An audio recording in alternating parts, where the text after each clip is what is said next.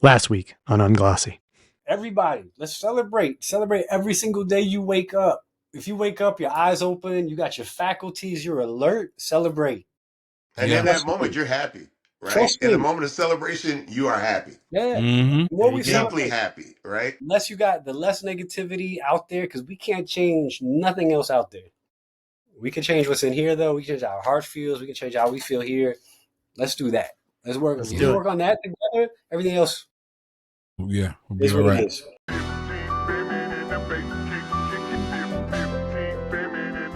From the top.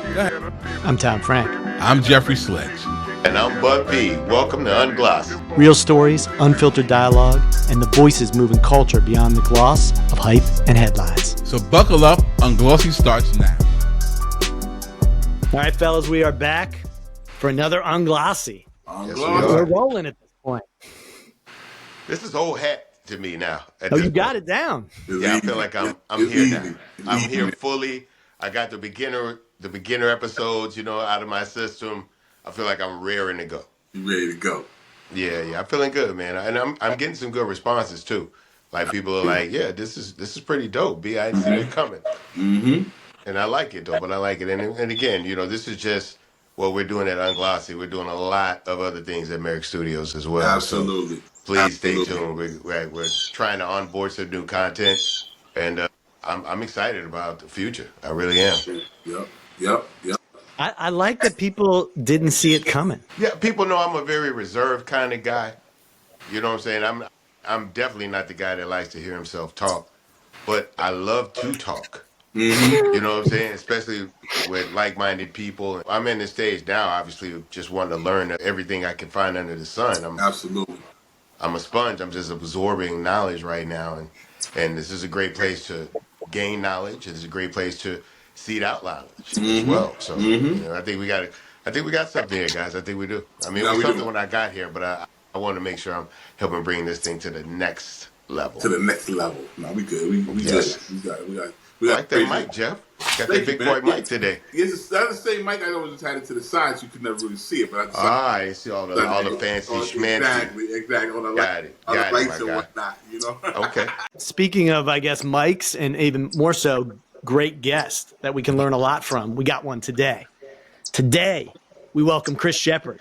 He's both a James Beard Award-winning chef as well as one of Houston's most celebrated culinary treasures. He's known for his bubbly personality and his love for the city. He's held court at some of Houston's best restaurants, and his Korean goat dumplings, I would like to try those, are regarded as the single best dish in town. Wow. In 2015, due to the health concern of his friend and former Sumaya, am I saying that right? Sommelier. Thank you. I got to learn how to say words. Who suffered from MS. He and his wife, Lindsay Brown, founded the Southern Smoke Foundation, which was started to raise money for MS. In 2017, it extended its services to help chefs and restaurant staff get through hard times caused by natural disasters and other circumstances, eventually helping out not only the affected people in Houston, but wherever help was needed. He also produces the annual Southern Smoke Festival, a fundraising effort that brings in some of the biggest chefs around the country, like Rodney Scott and Aaron Franklin.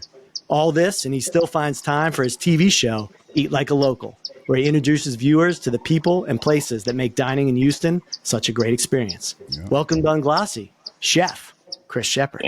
Thanks for having me. Amazing. So this is going to be another show where I end up being hungry.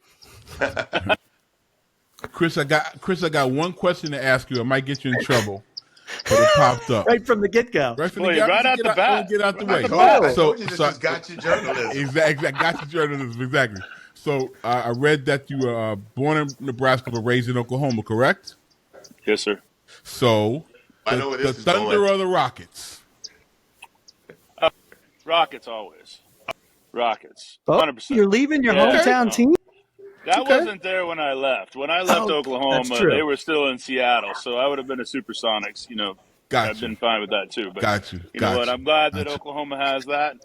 But yeah, no, I'm a Nebraska Cornhusker and Houston Texan. That's how it works. See where I was going, Jeff. I thought you were going Cornhusker or Sooner. That's a good one too, though. That would have been equally good. Yeah, that's a good one too. Go Big Red. That's what I thought he was digging. I'm a Nebraska guy. Nebraska guy. Okay. I could take that. Okay. Through the ups and downs, It's I have a heart. I'll be honest with you, and this is an unpopular opinion because my wife went there. I am not a UT fan, mainly because of their contract back in the day where they destroyed the Big 12. They did. Yeah, Oh, wow. They did. I can understand hot that, take. and I can appreciate that. That's a hot And you know take. what? Everybody that's like that went to UC. They're like, yeah, I get that. You know what? Because then all of a sudden, I got to go Nebraska Northwestern or Nebraska Penn. I don't get my Nebraska OU or Nebraska Kansas. I don't get that anymore. Yep. So and now it's all changed. You get SEC and what have you. But yeah. Okay.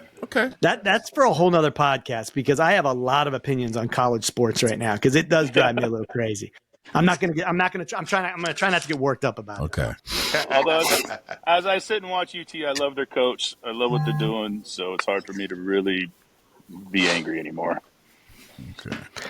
So you grew up in Oklahoma, though. You got to tell us a little bit about, your upbringing and kind of some of the first foods that grabbed you.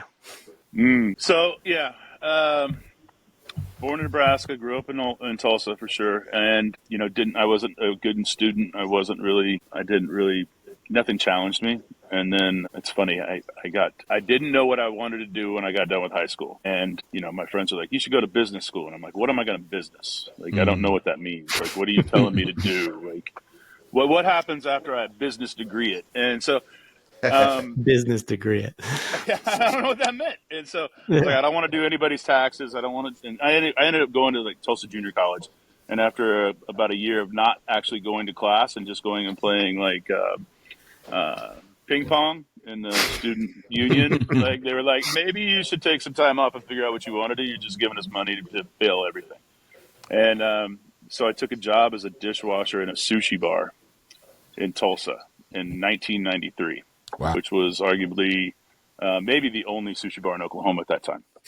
Because sushi wasn't a big thing back then, right? No, man, it wasn't. It was a small little spot in a strip center and run by a Japanese chef. And, he did all the things right, man. He was flying his fish in 2-3 days a week from LAX, coming from the Japanese market. And it just was before its time. And, at one point, after scrubbing eel pots and peeling shrimp for, 9 months or 10 months, the tempura guy didn't come. And so I got elevated to tempura and then working saute in the grill. And then I asked my boss, I was like, can I work behind the sushi bar? And he's like, no, you need to go to culinary school. And I was like, I don't even know what that is. And he's like, it's where they teach you to cook. And my parents had moved to Oklahoma or to Houston. My dad was in the oil business a couple years before that. So I was like, this was 95. So it was like you weren't searching the web for curriculums. You had to mail off and get the things and from colleges. And I started looking at them. I was like, well, the Art Institute in Houston has basically the same setup as the CIA in New York. And I get free rent because my parents are there. So I moved to Houston with the aspect of going to school and then moving back to Tulsa to start my career. Well, educated one, I guess, or after culinary school. But I soon realized I went back and started interviewing before I graduated. And I was like, man, I can either be a small fish in a really big pond or I could be a big fish in a small pond.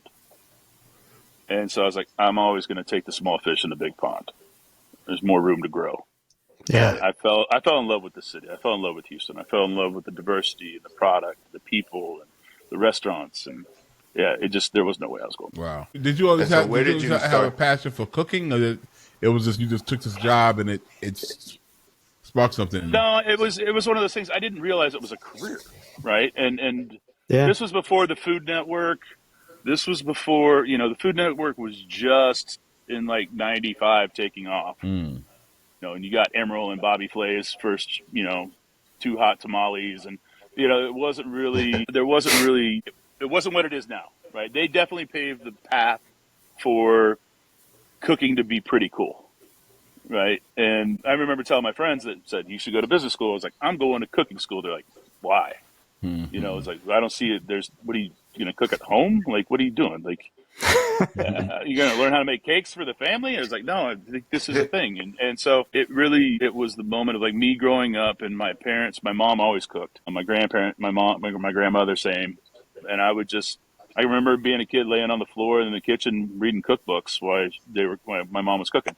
And, they were very thoughtful with me and helped me. The first book that I ever got was the Walt Disney cookbook, and they gave it to me in like 1978. And that's the only thing that I have kept my entire life.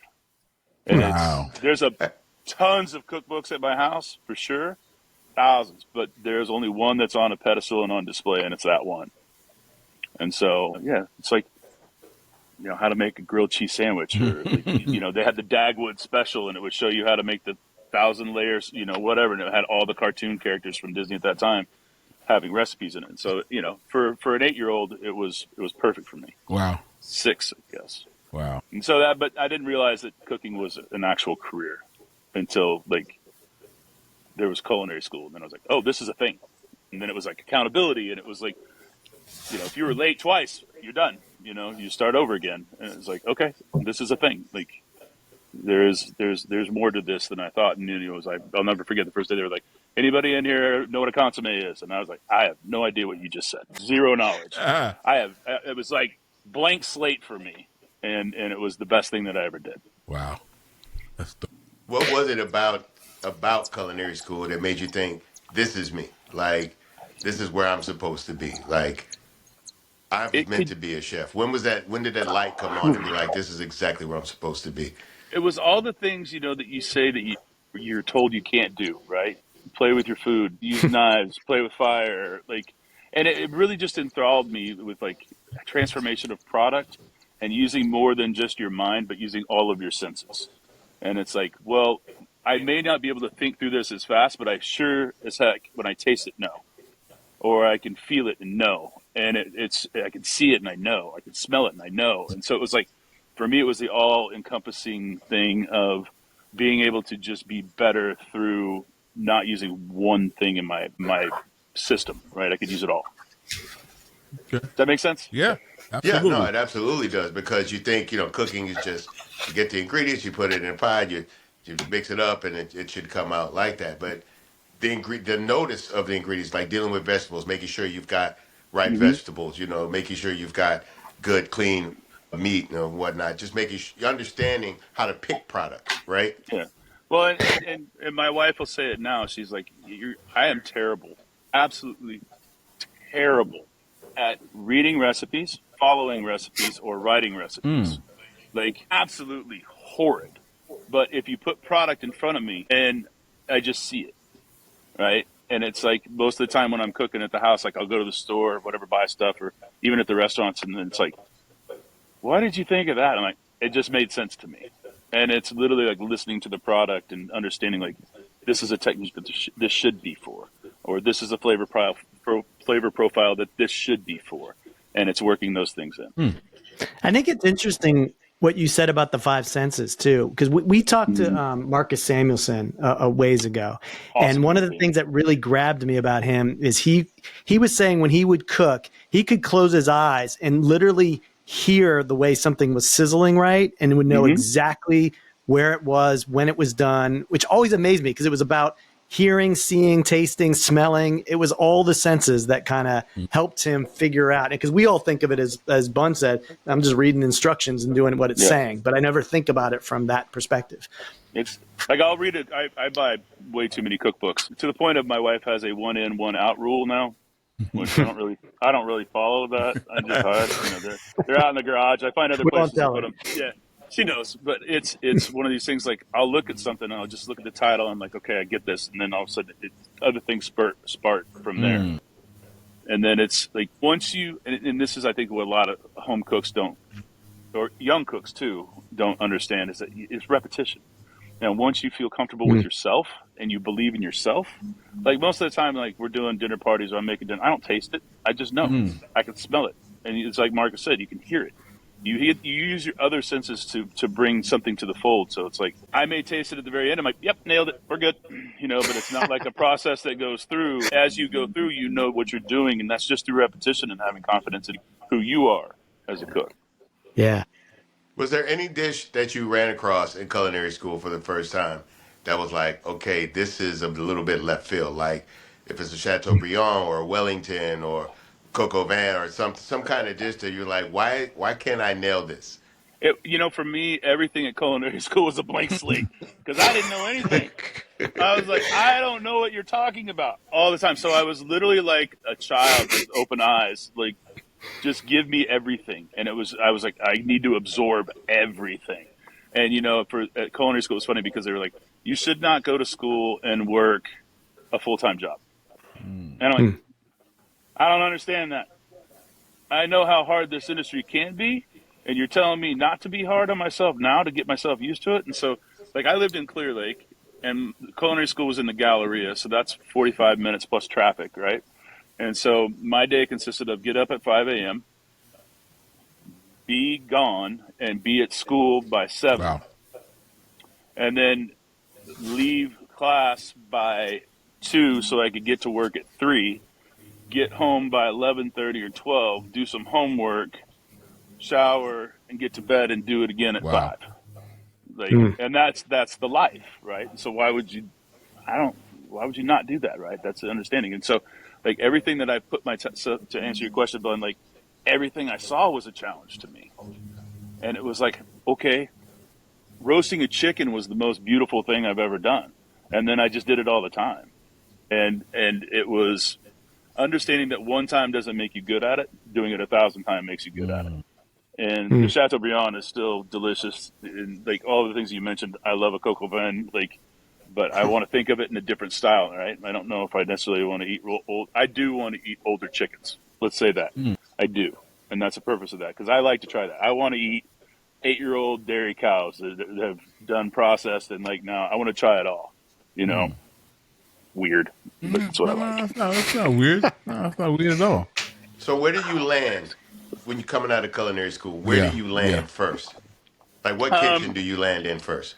So when I was going to school, I got a job at Houston Country Club, working under a master chef and doing banquets, and, like, you're doing parties for 200 to 1,000 to, if not more, and, like, ice sculptures all over the place, and doing proper technique for everything. And and then but living in Clear Lake, that was hard, because just the transit. And so I took a job at a restaurant called Tommy's Patio Cafe, which is still there. It's Tommy's something though. They dropped the patio part, and did that for a little bit, and then took a job at Bentwater Country Club up in Willis. And this was the greatest thing, right? Because I sat down next to just a human that, like, pushed me to be better, right? And it's Randy. And we started day one together, and we just every day was like push each other to learn more, push each other to, like, you didn't do that knife cut properly or whatever it was. And he took a job at Brennan's, and I was up at Bentwater, and it was because at that time I was married, and I got my first salaried position, making $17,000 a year. I mean, I'm telling you, this industry pays. It's a good bang. But I got insurance. I got insurance. And so, but I'll never forget, Randy lived up in that area. That's why I got that job. And he came by one night after service, and it was a Saturday night. And he called me. He's like, man, I'm swinging by on the way home. I was like, all right. And we're sitting there, and he's like, man, we did 450 covers tonight. Just got pushed around all night. It was awesome. He's like, what'd you do? And I was like, I put out the member taco buffet and left by 8. And he was like, what are you doing with your life? And I was like, that is a very good question. And so I ended up 2 weeks later starting working with him at Brennan's, and I worked there for 9 years. And, that was, at that point in time, I had Mark Hawley as my sous chef, and he was just such a mentor to me. But, it was like, cooks these days don't do this, where it's like, you're getting just pushed around 7:30 on a Friday night in the middle of service, and you're playing culinary trivia with the other cooks, like, name this sauce. And it was just like, it was always constantly learning and constantly, like, pushing yourself to be better. At that point, I spent 7 years in the kitchen, and in my off time, I wanted to learn about wine, and I had started that at the very beginning when I went to culinary school. It was like, there's a magazine called Food and Wine. I probably should know a little bit about both. And you should know the other half. Yeah. And so I always, had wine in my future and tasting and learning. So I had already passed my first level in the quartermaster sommeliers, and I was like, just out of like, I wanted to do it. And our wine buyer was leaving, and I looked at our GM, Chef Carl, and I was like, can I take over the wine program? And so I ran the wine program for 2 years, and then opened another restaurant called Catalan, and then Underbelly, and then so on and so forth after that. A friend of mine was a sommelier. She's not anymore. And she was telling me how difficult it is to really learn that skill with the different type of bouquets and this and that. It's just a very, almost like a scientific skill to learn. It is, yeah. It's very methodical, but everything is different, right? Every year it's different. Every vineyard site, even 50 feet from me, the grapes are going to be different than the ones where I'm sitting at. If I were in the middle of the vineyard, like it's all soil content. It's just, to me, it's like, I guess maybe my mind doesn't stop. Most people. It just seems time consuming. It is. But you know what? But in a good way, right? Like, look, it's in the most delicious way. In the most delicious way, Bun. You know that? Like, it's so good. We wrote a wine list together once. You came into the commentary. This is true. Okay, this is true. We'll break that down a little. I want to hear about that. I didn't know about that. I know you can't just say it and not tell us how did that happen. What's up? Back in the day at Underbelly, our wine list was very different, and it had characters and drawings, and like it's fun, free flowing, and it was beautiful. And somebody said something about understanding the restaurant business and wine list, and I was like, well, it's understanding front and back, side to side. And I was like, oh man, I need to talk to Bun. Wow. And so Bun came in, and we went through the wines by the glass, and was like, just, tell me what you're thinking. And he was like, this is what this flavor profile is. And so like Bun doing tasting notes on all the by the glass. That's dope. That is cool. Man, that's a fun job to be asked to come do. Hey, sit here and drink this wine and tell me what it tastes like. No, I did. It gave me well, here's what happened. I remember asking Chris, I was like, I always see pairings, right? Mm-hmm. Mm-hmm. You always go somewhere and you go to a restaurant and they'll always have the dish and it's to be paired with, or they'll give you a recommendation for a pairing. And I remember asking Chris, I was like, Chris, I don't really drink wine. Mm-hmm. Like I don't like wine preferably at all. Am I missing out when I eat certain dishes and I'm not pairing those dishes with a certain type of wine? He was like, yes, absolutely. Yeah. There are combinations that will only occur when you have this dish and a bit of this wine in a combination, right? And I was like, well, I don't know. He's like, well, let's talk through it. Let's kind of go through it. And so it was just like, these are whites, these are reds, this is this is that. I didn't retain any of it in terms of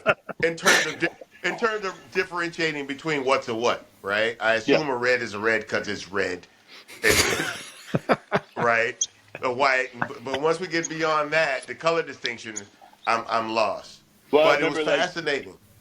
We did like a heavier red wine, and he just looks at me and goes, "That tastes red," and I was like, "You are correct." It does. And it was like, and that's what we put on the list. This you can literally taste, like, so, you get into Pinot Noirs and stuff like that, and maybe they're just softer and lighter, but you get in that full body, and you know it, it's there. And I thought that was like just the most brilliant commentary for that, because it was like, yeah, no, that is full circle right there. So yeah, it was great. Absolutely. All right, so we're getting ahead of ourselves, though. Oh boy. So you're working under the chef, and then a lot of it's catering, and that's scale. And I'm always fascinated by scale, because you would think, you read a recipe and it says this feeds 4, you got to read, you have to feed, let's say 100, then you just 25x, right? In theory. Yeah, but it doesn't really work like that in scale. So you're learning a lot of being thrown into that world as well. When do you find a restaurant home for yourself? I mean, that was, for me...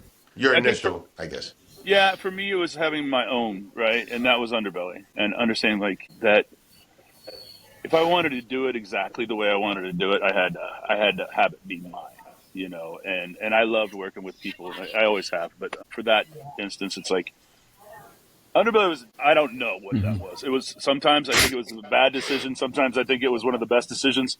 But it was the hardest restaurant that a human could possibly open in a way that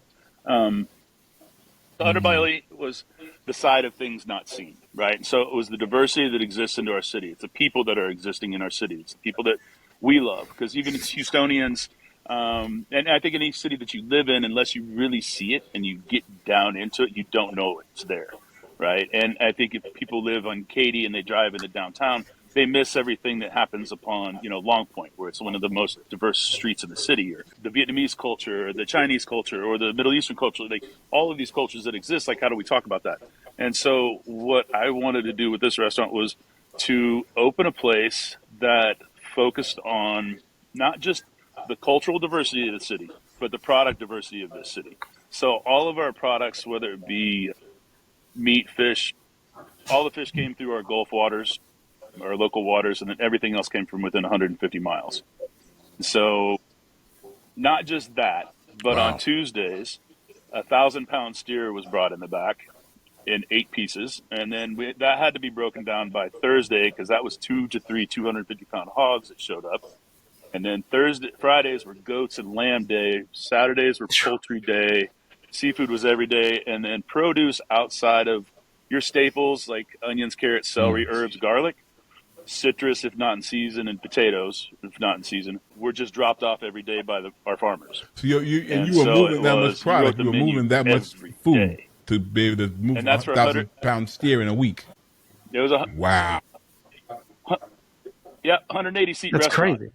But like if we ran the butcher's cut, which was basically just the grilled steak set, it would change 4 times throughout the night on a busy night.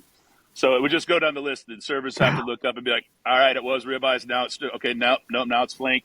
Now it's flat iron, and it was just like, because we just have to go through as much as we could, and we did. But then you're also having to introduce people to, like, here's an entire beef shank for 6 people. And there's only 4. Yeah. So there's only 4 legs on a cow, So like, no, I've dealt with it. I remember my first Underbelly dinner. Yep. I believe it was Queenie and I, and it was Debbie and Dwayne at the time, Dwayne Brown and Debbie Dev were married at the time. And I remember sitting down at the table, and Chef was like, "Okay, I'm gonna start sending some stuff over." It starts well enough, salads, appetizers, a couple of veggies, and then it begins. Yeah. I'd never been hosted by a chef at said chef's restaurant. So we start getting everything, and I mean everything. And about 4, 5 dishes in, the waiter says, "How you feeling, B?" I said, "This is a lot of food." I said, "I don't know how much of this food we're supposed to eat." He says, "When you get tired, let me know as soon as you can, because there's probably going to be about 2 or 3 dishes after that, so I could give him a heads up." When you get tired. They brought so much food. And then Chris comes over. I say, "Chris, I can't eat all this food. There's no way, even with Dwayne here, we can't eat all this food." He's like, "I don't expect you to eat all of the food. Just want you to taste what we make here. Just taste it." I was brought up in a way that if you didn't clean your plate, it was disrespectful. I agree, yeah. You know what I'm saying? And this is my first time, being hosted by a chef at his restaurant. So I'm like, if he keeps bringing food, I got to keep eating it, right? Like, No. And I just had to tell him, I was like, "Chris, I can't do it, right? I cannot eat all this. We cannot eat all this food." And I'm so glad that he took that pressure off me. It was just like, "John, just taste it. You don't have to eat everything. Just taste it. See what you like on the menu." And I look back at that now, and I did that I did that for some people, and it didn't happen all the time, but it was like, now when that happens to me, I'm like, please just don't do that. And so like that was like the young chef mentality of like, I want you to have it all right now. And it's like, maybe I should just cut that back to like, maybe you should just have 5 things that are really solid. I think they're all solid, but like maybe just 5, and not really, because it can be a memorable experience, but also you don't want it to be a memorably painful experience of like later you're like, I can't move. I tried. I gave it my all, but now I'm just so full I can't move. Chef, I want to ask you about something that we talked about once at Underbelly, and it was the idea of giving your underchefs and other cooks on your staff the opportunity to reinterpret some of your dishes. Oh yeah, absolutely. Can you talk about that? Yeah, no, I realized from a very young age, or I should say young chef age of this, that like you're good as the people that you have around you, right? And in the kitchen, they always say that you're only as good as your last plate. And I'm always like, no, you're only as good as the last person you train that could put out the last plate, right? Because you're giving the opportunities to people. And so every day we would sit down at like 1:30, and everybody had to be a part of the menu meeting. And everybody had to have their ideas, and we would work through these things together. And it would be like, they would come up with an idea and be like, let me work with you on that. And just to like help them, progress in their careers. And we had a really good amount of, like, everybody's running restaurants now. So it's pretty amazing that that's happened. From It's that like, original team at Underbelly? Yeah, I mean, even one of them, Daniela, was named, the San Pellegrino Best Female Chef in the World in 2019. And by the world's 50 best, yeah. So, and I'm not saying I had anything to do with it, but maybe just a little bit of push and a little help through those things. She's an exceptional human being. And so, but it's kind of how it works. You got to train people to be who they can really be, because you know what? I would say that if my boss at the sushi bar wouldn't have told me to go to culinary school and unlock that for me, I wouldn't be where I'm at by any means. And so you never know who's going to be able to do that. And we'll be right back. Welcome to Merrick Studios, where stories take the mic and culture comes alive. We're not just a network, we're a family, bringing you smart, soulful, unfiltered conversations. And this season, we're bringing the heat with our biggest lineup yet. Whatever you're into, music, sports, business, we got you covered. Merrick Studios, where the conversation starts and keeps going. Check out our full lineup, including Unglossy with Bun B, Jeffrey Sledge, and myself, Tom Frank. Now streaming at wearemerrickstudios.com. Master the art of lyricism with Pendulum Mink, the first school for rap. Learn elite techniques through immersive lessons, real-world exercises, and guidance from hip-hop icons. This is where MCs sharpen their skills and glow boldly on the mic. Ready to level up? Visit pendulummink.com and start your journey today. And now, back to the show. Is it okay if I move to a different place? It's literally sprinkling and has been raining on me for like 5 minutes. No, go ahead. Go ahead. I can still talk while we do this. Wisconsin can get a little I think wet. it's interesting, though, because I think what you just said goes across all business, all industry, right? Always. Like, as a business owner, you're only as good as the rest of your teammates, and being able to train them to actually do what you're doing, and most times do it better.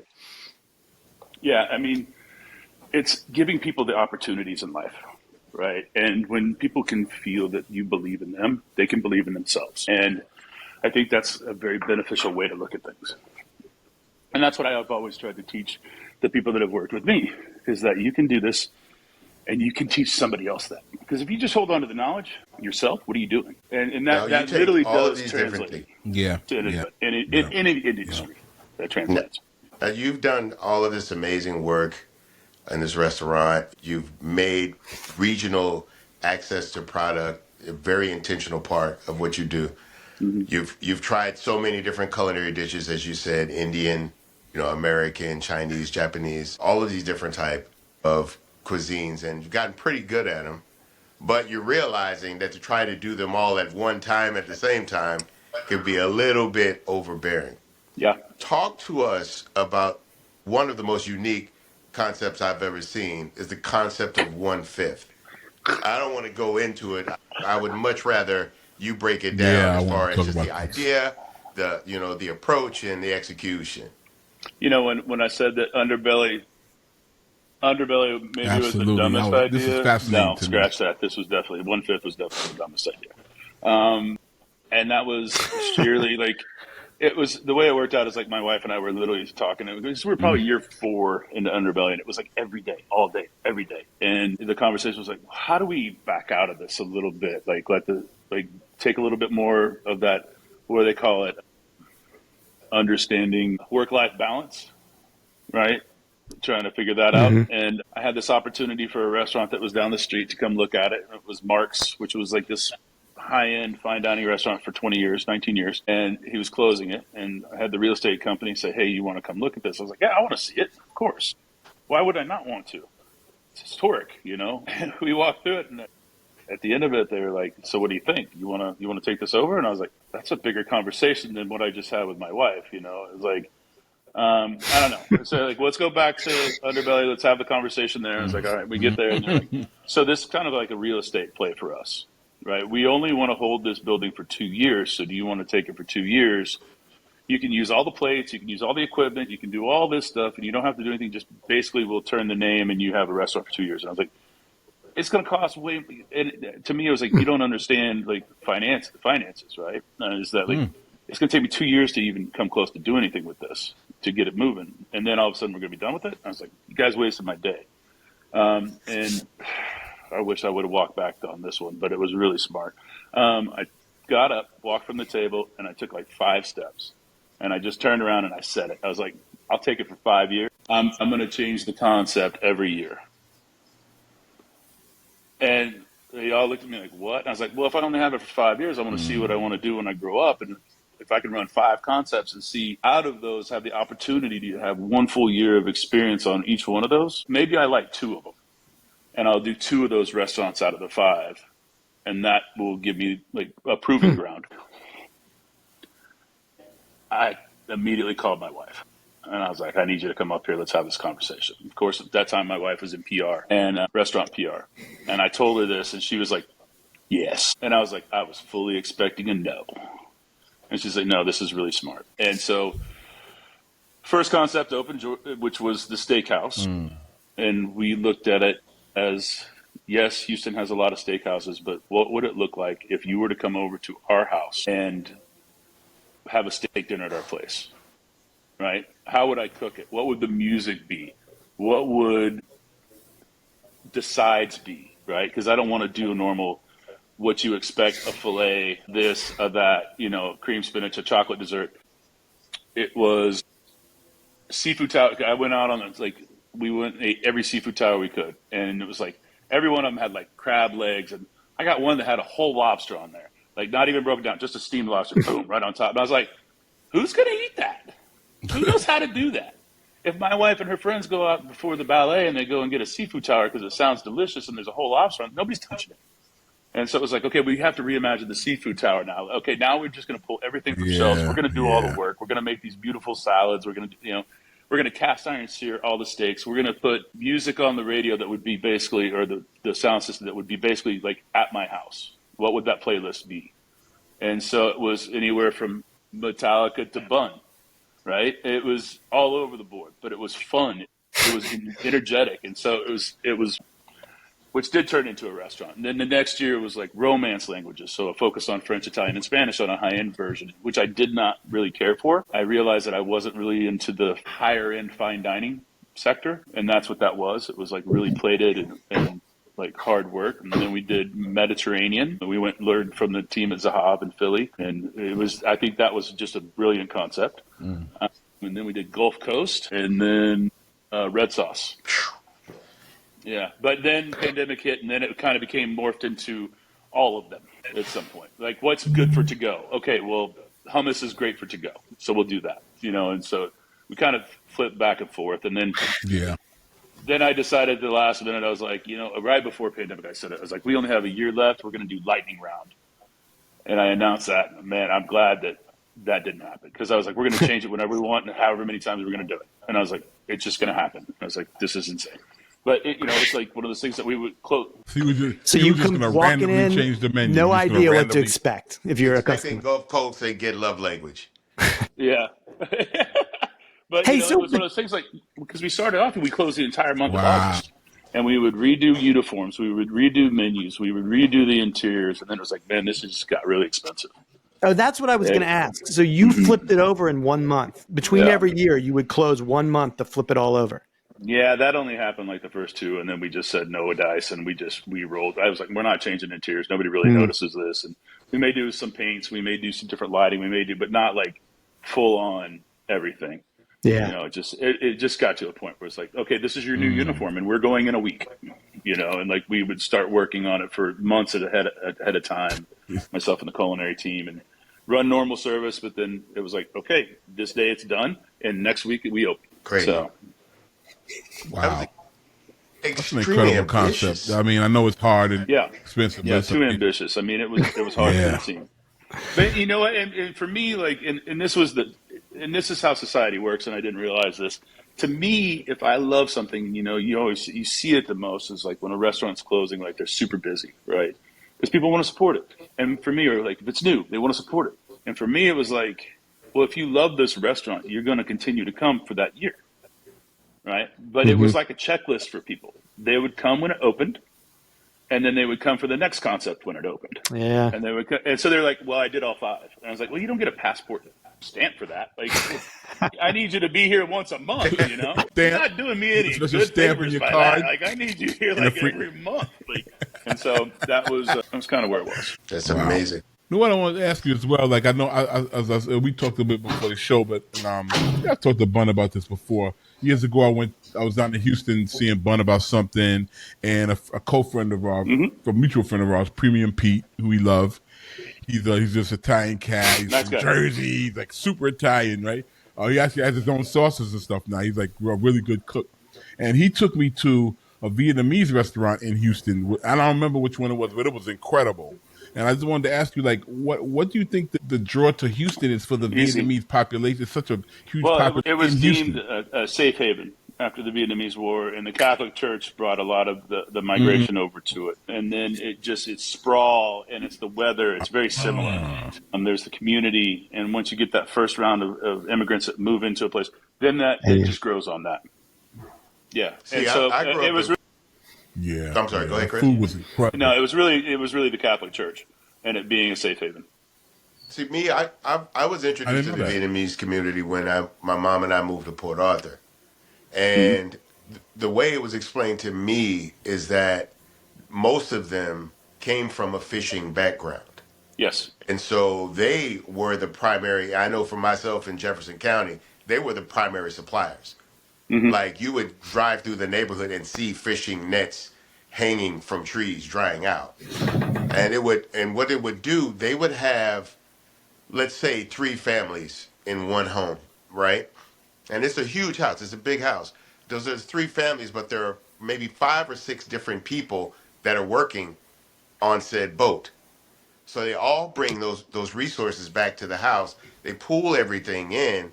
And because it's all under one roof, you've got 6 people sharing the rent, the light bill, and all of that type of stuff. And then outside of these houses that's back when they had the drop Z and all of that stuff. They had all the best cars. They had all the nicest cars with the stereo systems and the rims. They had everything nice because they were pooling their resources. You know what I'm saying? And they were a large part of our community. We went to school with many Vietnamese kids. A lot of our good friends were Vietnamese kids because we all kind of grew up under the same conditions, right, in that small town. And they were even less of a minority. So they got shit on, all of the time. But they were very quiet, very humble people, very chill people. Some of my best friends and my business partners are currently Vietnamese. Andy Nguyen and Mike Pham. Great chef, great business-minded people. Texas has really benefited from the influx of Vietnamese. We haven't had any, there's no hard crime in their community. You know what I'm saying? They pretty much keep to themselves, but they're very welcoming. They're very hospitable. And I think we've really benefited. And the crazy thing is, Vietnamese people also eat crawfish, which is probably the biggest communal food that we have here, second to barbecue, right? Like the easiest way to get somebody to come over and talk about something you don't want to talk about is tell them that so-and-so is boiling crawfish, and you'll get them. But there are 2 different types of crawfish, right? So crawfish in the black community, or let's say the southern community, I should say, is more powder-based, right? I would say powder would be more powder-based as far as their seasoning. Yeah, and it whereas goes into Vietnamese soaked. Yes, and they're like oil-based. Am I correct on this, Chris? Or I don't want to generalize it, right? Well, the old school, I say at the Southern Boil House, right, is more of heavily seasoned water. You boil the crawfish, and then you keep them in that. You turn it off, and you soak them in that water, and so it penetrates the shell, right? With the Vietnamese culture, it's more of, because having went to Vietnam, and it's like, where's the crawfish? And they're like, yeah, we don't do that. But the idea of, it's more, you'll see sections of the city that is snails, and section of the city that's like river prawns, and sections of the city where it's all these restaurants that are the same thing. But it's, what it is the communal aspect of sitting outside or sitting together under one roof, using your hands, eating like crawfish, like you would, sit around eating crawfish and having conversation with family and friends.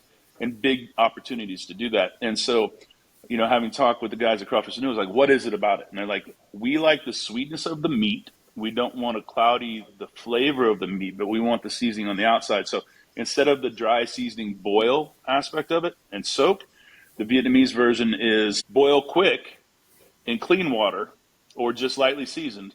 And then it goes into melted butter and garlic and all of the seasoning, and it gets tossed in that and then put into a bag and steamed out. And so when you pick it up, instead of like with the Louisiana style where it's maybe like the dry seasoning on the outside, the meat is really seasoned, this is all the seasoning on the outside that just kind of lathered in it with more butter and more garlic than the human should consume at one point in time. and the season and the meat being really sweet still. So it's very much a different thing, but it's amazing on both sides. And so it's similar to like a Maryland blue crab. Like up here we have, that's the communal big dish is, crabs. You put the crabs out and it becomes bakes. Right. Yeah.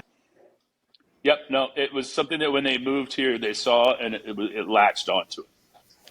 Because I went looking for crawfish when we were in Vietnam. They're like, it's river prawns here, or snails, or clams, or this or that. But it's the act of sitting together as a communal family and sharing time. Yeah, and Bun's right. Yeah, you walk into one of these restaurants, all cultures in one roof. And because our main, I guess, seafood would be crawfish, it's just the same sauce. It's just what's regional to you, what's accessible to you, and you would put that in said sauce. But I think we as humans have really, I don't think we realize how much of our food depends on who we want to commune with. I don't think we consciously think about that. You know what I'm saying? Like you have to go into a restaurant and be around other people in order to kind of eat food, right?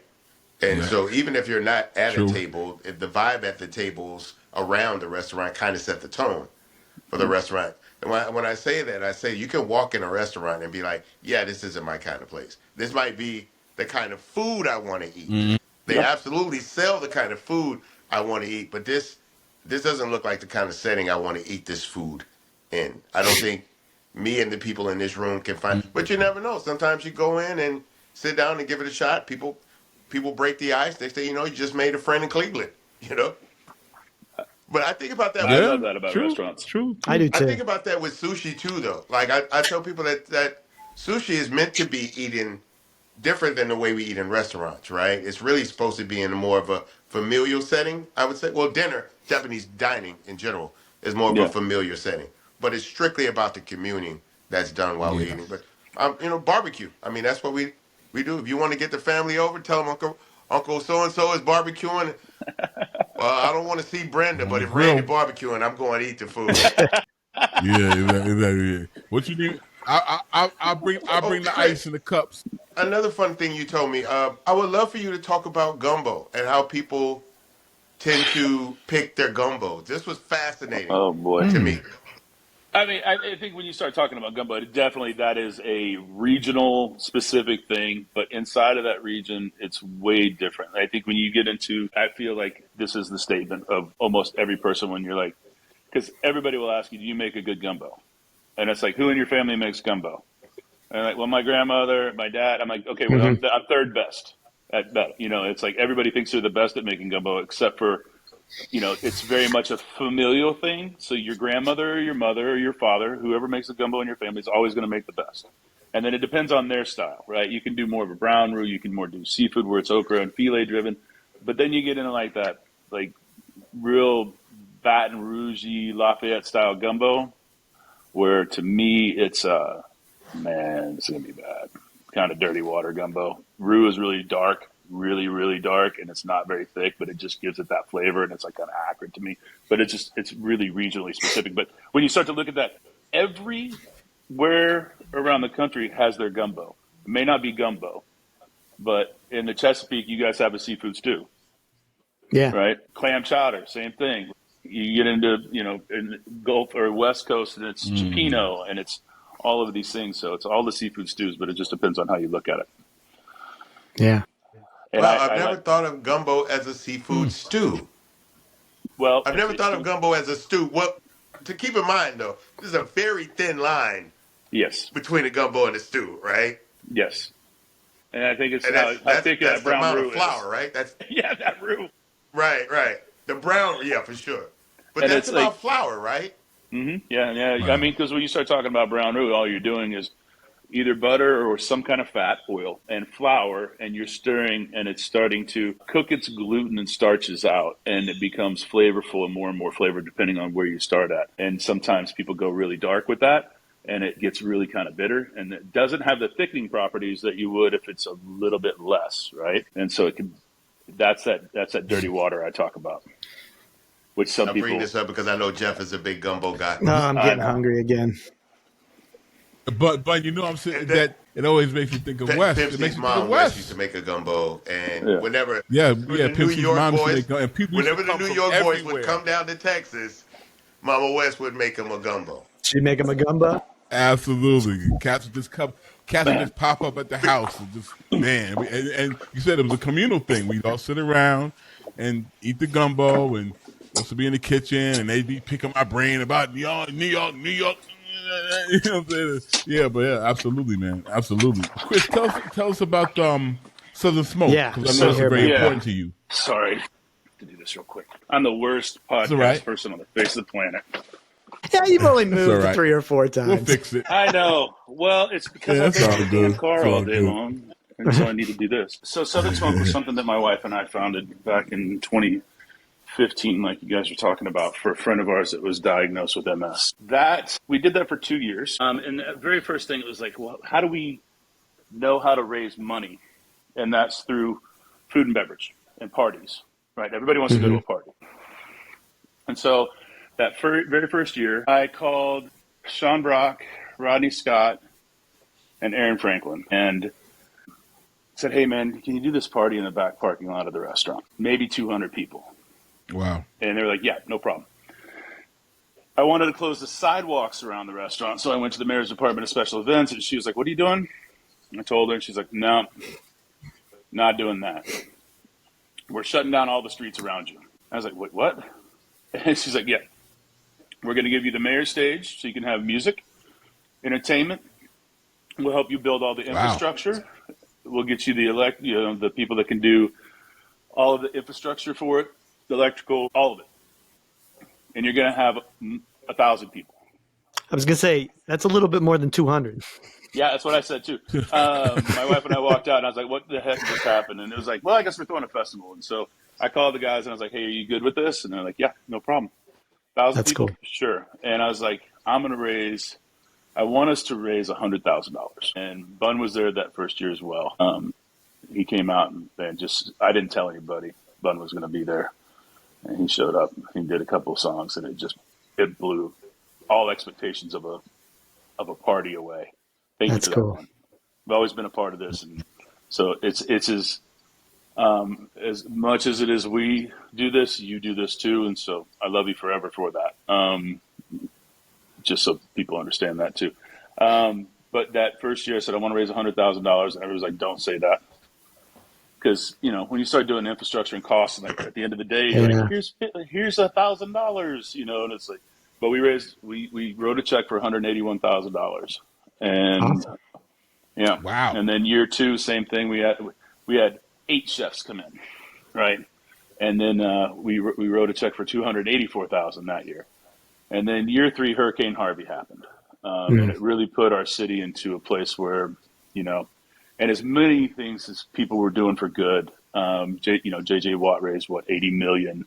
The mayor had a fund, Red Cross, but none of that at that point was going to help people that lost work. Because at that point it was like, food and beverage workers is who we need to look at, and how are the dishwashers going to make rent? How's this prep cook he lost his car, or she lost her car, or this farmer lost their crop, or how do we take care of these people that really take care? Who's going to take care of the person at Jack in the Box that is working the drive-through, that is barely getting by to begin with, and can't work for a week or two, or lost clothing, or lost their home, or whatever it may be? And so we said, you know what, we'll figure it out. And we looked at a company or an organization called the Giving Kitchen out of Atlanta, and they fund food and beverage workers in their time of need, right? But they take care of rent and electricity. Lindsay and I said we can't define what a crisis is to somebody. And so we want to broaden that scope of like, we want to hear what it is that's a problem, and we'll work through it with you, and we'll put finances out there for you. So we put it out an application process, and that year I think we had 16 chefs, and we took on 230 applications, and we funded 139 families $500,000. And wow. Yeah. And so at that point, we realized that MS Foundation will always do something for them, but this needs to be food and beverage because there's no real safety net for anybody in the industry. Yeah. Right. There's not, most restaurants, like, it's so hard to do things like insurance, and like most restaurants just can't do it. It's not viable. It's not feasible. Especially when you get into large amounts of employees and things like that. But it just becomes hard. And a lot of times it's a passion driven, industry. And so you may be working week to week, month to month, check to check, right? Or maybe 2 jobs, depending on your situation. Who knows? And so if something happens, what happens if, you trip and, you're on your family day out at the park, or you fall off your bike or whatever? Who knows? Twist your ankle and you can't work for a week or 2 weeks. What happens? First off, how do you get to the doctor? Second off, how do you pay that bill? Third off, if you can't work, how do you pay all of your bills? Then how are you putting food on? Like, it's a spiral that just is so hard. And so we decided, we're just going to keep doing that. And the festival has grown over the years, for sure. We took off 20 and 21, and we came back pretty big in 22. And now this year in October, not 1,000 anymore, but more like 3,500 to 4,000 people. So it's coming up. Wow. It is. And, we started with 4 chefs. Give us the exact date. October 4th. October 4th. All right. And so, this year, like I said, we started off with 4 chefs. This year it's 84. And these are not bullshit. These are not bullshit like chefs. These are some of the best and the most highly regarded chefs in the country. Yeah, that come out for this. Everybody kind of wants to be a part of it, because it's one of the only things. Because as Bun now knows with Trill, that you get asked to do everything. Yeah, and there's very rarely is it something that can give back to the staff that you're working with, right? And this is something that you're doing for your own industry that really you can get behind and feel good. And so, when I say that when we started this, that 500,000 for industry. Since 2017, we funded almost, we're right at 15 million with all 50 states. That's wow. Yeah. Well done. And then we had all the chefs in 18 at the festival. We had the conversation of like, how do we make a change in our industry? And it was just the chefs. We had a closed door luncheon talking about it, and it was mental health is where we got to, because we just lost Anthony Bourdain and we lost a couple other chefs just recently. The idea was that we're going to fix it. We're going to fix problems before they start, right? Because you start thinking about all of those things that I mentioned earlier. If you twist your ankle, okay, well, now you're sitting in your house at 2 a.m, freaking out, having these bad, anxiety attacks because you can't afford to take care of all these things. Well, you need to talk to somebody. And so we figured out a program in it was June of 20, where because University of Houston, their PhD candidates for the psychology department could not graduate because they were not getting their hours of clinical studies and clinical hours. Mental Health America knew we needed something, so they put us together and maybe there's something here. Well, we found that if we fund the universities, like somebody funds the football program or the basketball program or the baseball program, we fund the psychology department, and in turn we get clinical hours given to us. So we started the Behind You program in 20, and so there's 2 pillars for Southern Smoke. One is emergency relief, and the other is Behind You, and both of them are the same criteria: 6 months in the industry, 30 hours a week. Doesn't matter how many jobs you have to get that 30 hours. It's just 6 months and 30. And you can go for both programs if you need, but when you get put into the Behind You program, you basically start working with the University of Houston, and you get 20 free sessions. And so, and then a sliding scale after that. So now at this point, we as of last week, moved into 2 more states. And so that brings us up to 12, and we're going to be at 13 by the end of the year. So, and like some states are bigger, have bigger programs. Like New York, we have 3 universities that we work with. So like NYU is kind of like the gold standard for us as far as once you get done with the 20 free sessions and you graduate that program, you have $15. Wow, that's fantastic. And that's what we, we're in California. We're, like I said, 12 states right now. So where do people, give us exactly where people can go to find out more about this? Southernsmoke.org. Southernsmoke.org. Talk about the festival, talk about our new thing that we started in the spring, Decanted, which is our wine auction. And then you can find out the programs and how you can help or how you can use those services. And everything's confidential. We have a team. I don't actually work for the foundation. I know nothing about the nuts and bolts or who applies or who gets funded or nothing. It's all very internal. Wow. And so, so 2017, we've done 15 million and over 8,000 clinical free mental health care sessions. And Chris is being very modest about this. They've not only changed lives, they've saved lives. Yeah. They've caught people before they hit that breaking point. You know what I'm saying? And like you said, this country, I mean, I don't know anyone right now who doesn't feel like they should be more aware of where they're at mentally or are aware and realize they need help.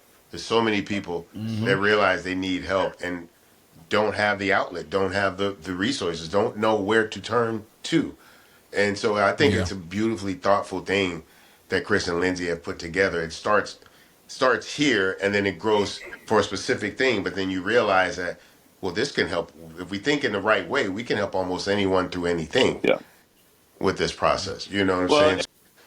And the goal is when we get to 25 or 30 states and we get those online, because all of that is fundraising and making sure that we have the right universities, that they follow the right curriculum, and that they can access to food and beverage workers. And we generally ask that the people that are doing this have been in the food and beverage industry too, and so they understand those those deals. Once we get about halfway or over, we are going to start going for free legal counsel, and I think that will be a game changer too, because when you have somebody that can read your contracts, read your lease negotiations, immigration law, tax attorneys, and just getting access to free legal counsel and representation, that changes everything for a lot of people.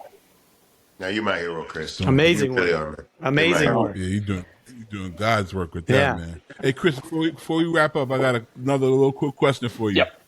Brown gravy or white gravy? Depends on the circumstances. All right, let's talk through it. Let's talk through it. What does brown gravy go on? Most things, actually. Turkey for sure. Any kind of like meat product, but except for when we start talking white gravy, that's a chicken fried steak thing. And I'm a white gravy only on chicken fried steak or chicken fried chicken. I don't want brown gravy on that personally. But that's why I said everything else. Everything else brown gravy. That's why I asked brown first, right? Brown goes on almost everything. Everything. But white should only go on chicken fried protein. Yeah, don't give me chicken fried steak with brown gravy, man. We're now, like saying you make your own ketchup. Just stop it, right? There's only one ketchup in the world. Yeah. Now let me ask you this: with this white sauce, well, let me get away from that.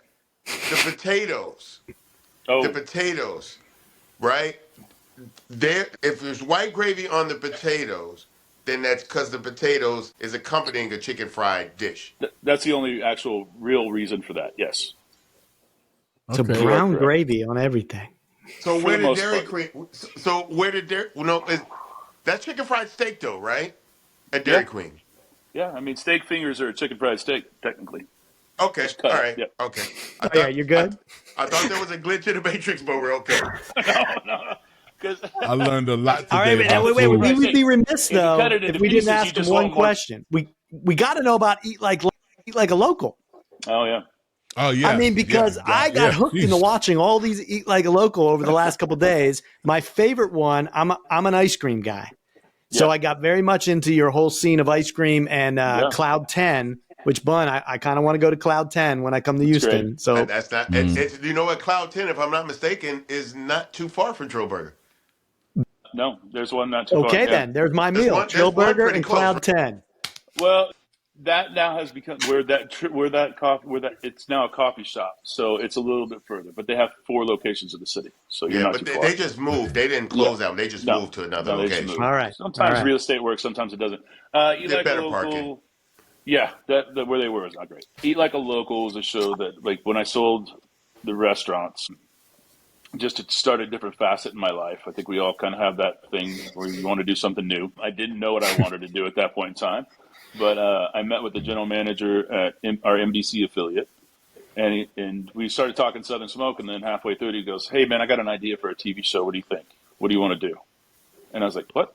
And he's like, "Well, if you had a TV show, what would it be?" And it was like, I'm not a competition guy. I don't ever want to be that. I want to tell other people's stories and help them tell their own stories, and so they can promote them, and we can maybe teach people interactions, and to have a food show, it really is. It's like we just go into restaurants and I sit with either the chef or the owners or whoever's running it, and sometimes it's nobody, and I just talk about it. But it's more of the story of who they are and their story, and so that when the viewer comes in, they have an attachment to the restaurant, not so much the dish, right?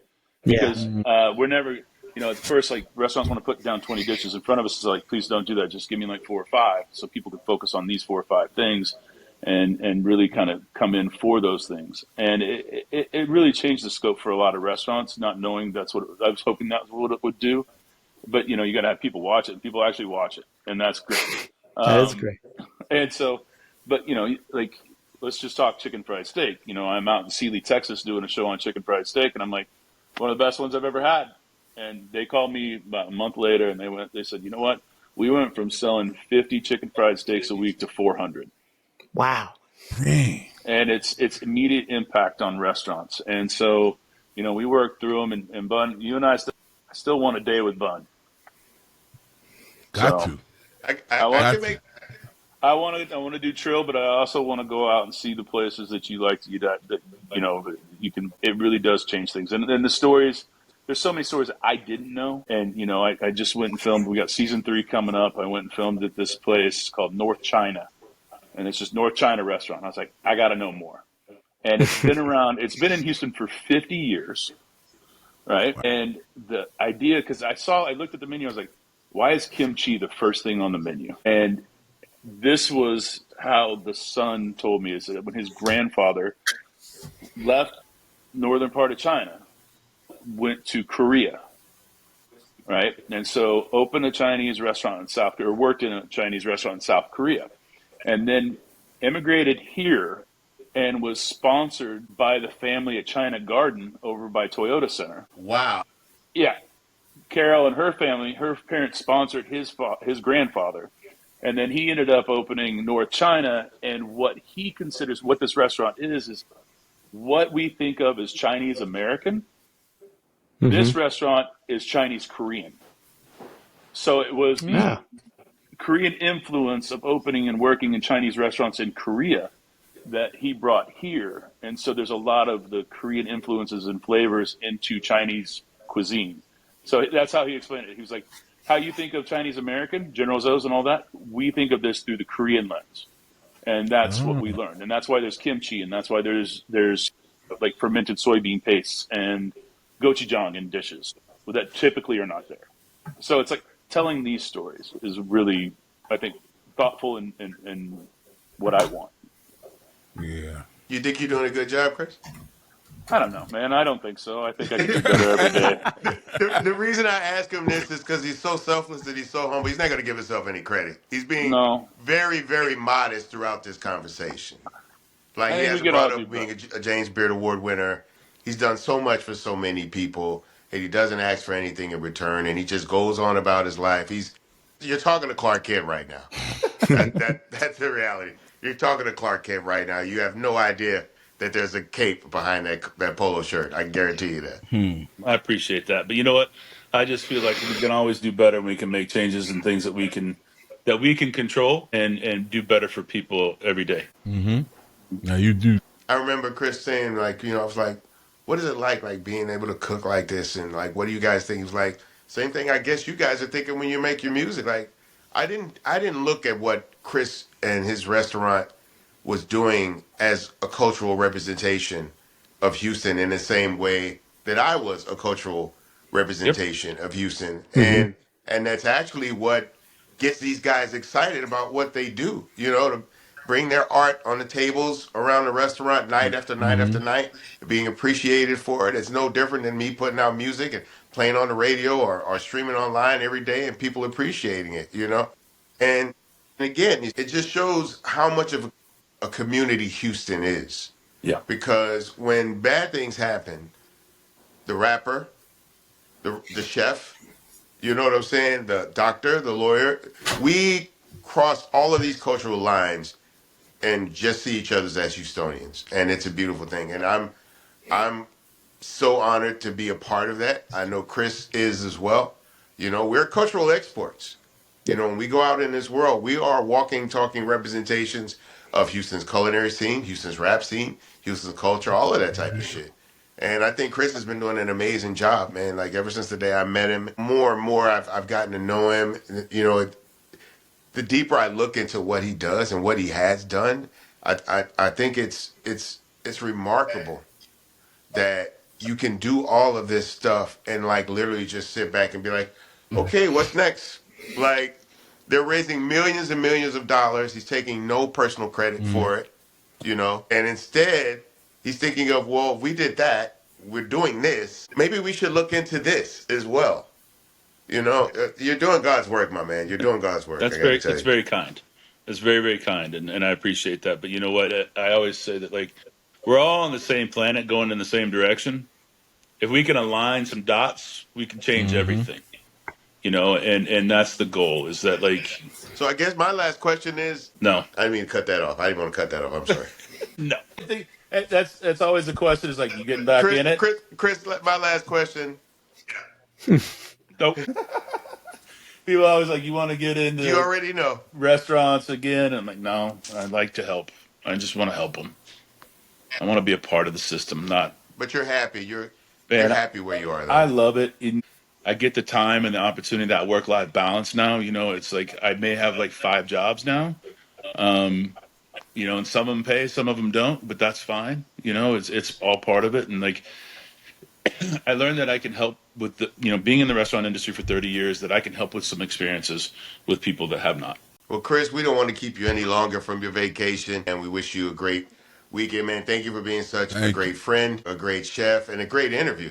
Absolutely. Frankly, this was one of my best interviews. Well, thank you so much for having me. I really appreciate your time, buddy. I mean, you guys are amazing. No, you're amazing. Ladies and gentlemen, again, the great chef, Chris Shepard, and it's southernsmoke.org is where they can find you to help people in need from the restaurant and culinary industry. Either all right. And I feel like I need to go get something with brown gravy on it now. There you go. Now you know the rules. All right, folks, follow the show on Instagram at Unglossy Pod. Subscribe to Unglossy on Apple, Spotify, wherever you listen to podcasts. Leave us a comment on Instagram and spread the word. And until next time, I'm Tom Frank. I'm Bun B. I'm Jeffrey Sledge. Follow the show on Instagram at Unglossy Pod and leave us a comment. Subscribe to Unglossy on Apple, Spotify, YouTube, or wherever you catch your podcasts. Unglossy is hosted by Bun B, Jeffrey Sledge, and Tom Frank. It is produced and distributed by Merrick Studios.